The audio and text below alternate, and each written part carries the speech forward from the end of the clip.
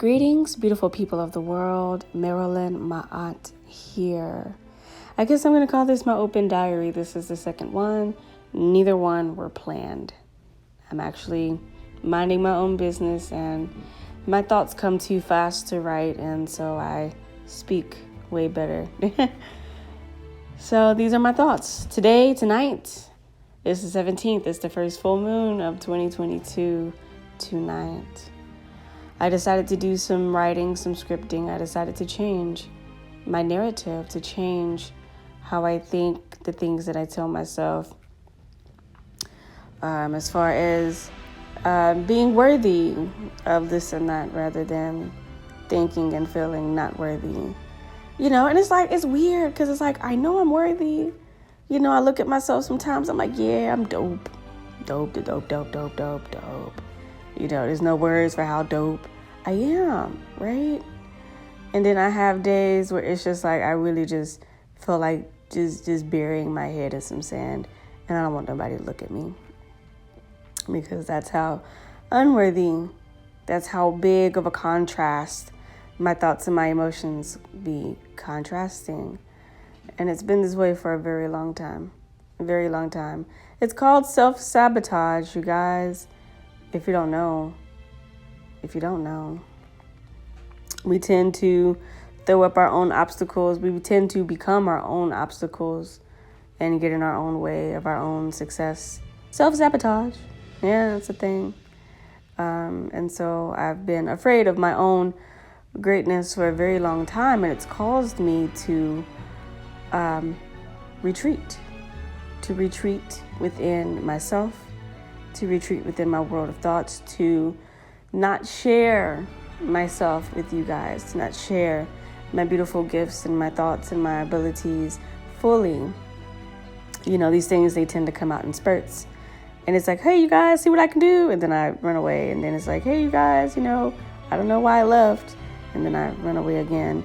And then each time I go away, I learn how to do things better or do things more. I learn something about myself that makes me feel good.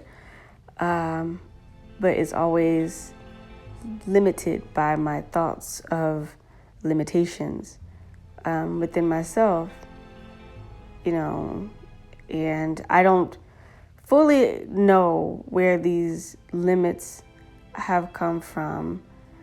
But that shit is a mofo. Trying to break, trying to release, attempting to break. And so where I am right now with this current journey in particular is that I'm in a place of surrender. Surrender might sound like giving up, but it's actually the complete opposite of giving up. Giving up is when you just stop trying. Completely stop trying. I've given up. And that got me nowhere. I said that in the last one, right? But to surrender is to not give up, but to give in. To give in. I'm choosing to give in to my purpose and to stop fighting it. I don't want to fight me any longer. I don't want to fight my divinity any longer. I don't want to fight how special I know that I am. I have realized, you guys, that I, in the past, have lowered myself to make myself seem regular. Right? Regular. I have lowered myself to make myself to dim my shine out of the fear of making others feel outshined. I've cared so much about others that I've chosen to put me last. I've chosen to disregard my feelings. I've chosen to disregard my shine, my light, to hide it, to dim it, because people don't like different. People don't like special.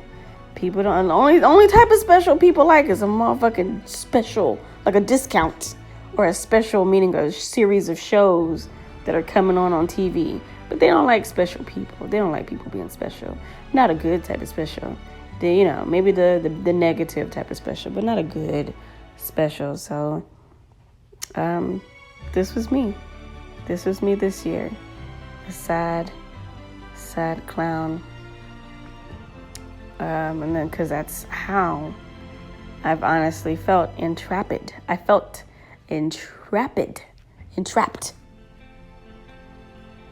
by my own thoughts, by my own sense of worthiness or worthlessness, by, I say that I'm creative and I like creativity, but I don't even know where to begin. And so I'm stuck doing what regular people do.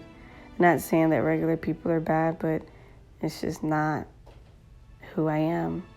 So I've chosen to surrender.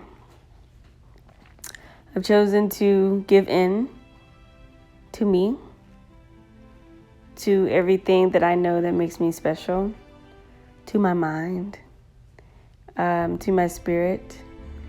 And as I was writing, getting back on topic, as I was writing just now, I said, I surrender to my purpose. I am chosen to be a way shower, to be a light bearer, to be a star seed. I am chosen to stand strong in all of my authenticity, to assist others in their awakening process. I am here to assist others by being a very beautiful example. And not even an example on purpose, because it is my mission to figure out something, and through my naturally figuring it the fuck out, others will see and learn. And the aha moment that actually led me to come on here and speak my piece just now is to think about the ascended masters. What is an ascended master? An ascended master is like Jesus, Buddha, all the gurus, right, of every religious sector. And what did they do? They all had to retreat. They all had to go away to figure something out. And I was actually speaking with my spiritual family last night and just being completely 100, completely transparent. And I told them, like we were talking about, something inside of us must die for something else to live, right? We are spiritual beings encased in a human body. So we're doing human things. And it makes me angry. It's like, what else do I need to give up? What else must I stop doing? Because I feel like I've already done everything. I don't eat meat. I don't eat cheese. I recently, you guys, chose to stop drinking. And this is a very hard decision because your girl apparently used to party her ass off. And so to not drink, and it's just like, this is a party city. Like, come on now. Come on. What the fuck? And so along with that comes, no longer smoking. I might take the occasional hookah. I might not hookah at all.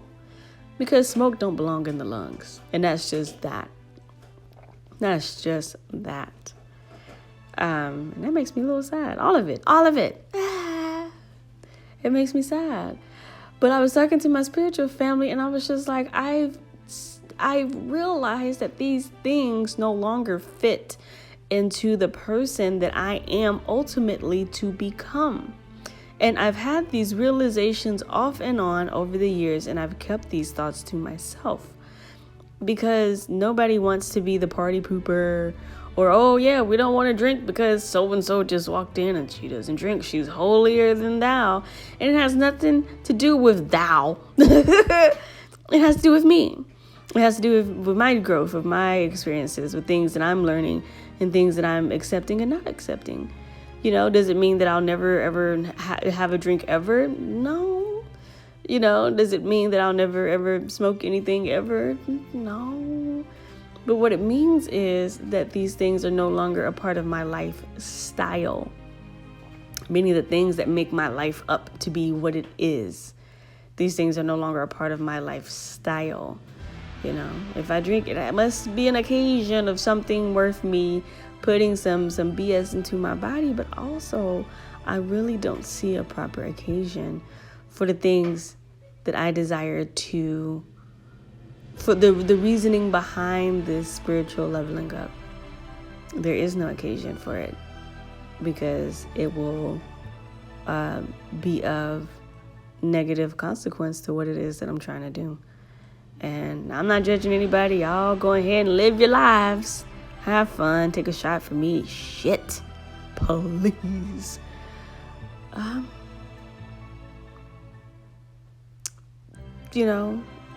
Growth isn't, I'm not going to say it's hard, but it puts you in this place of accountability. If you want to grow, you have to be accountable for something, right?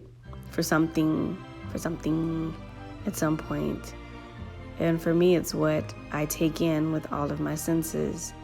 For me, it's what I see, what I drink, what I eat, what I think, what is before me in any and every single way you consume with all of your senses. What I listen to, what I observe. And I got to make sure that these things are of my highest good and of my highest nature. Just to be a better person.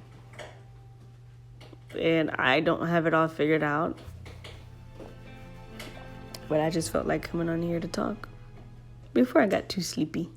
And now I feel too sleepy. So I'm going to say goodnight.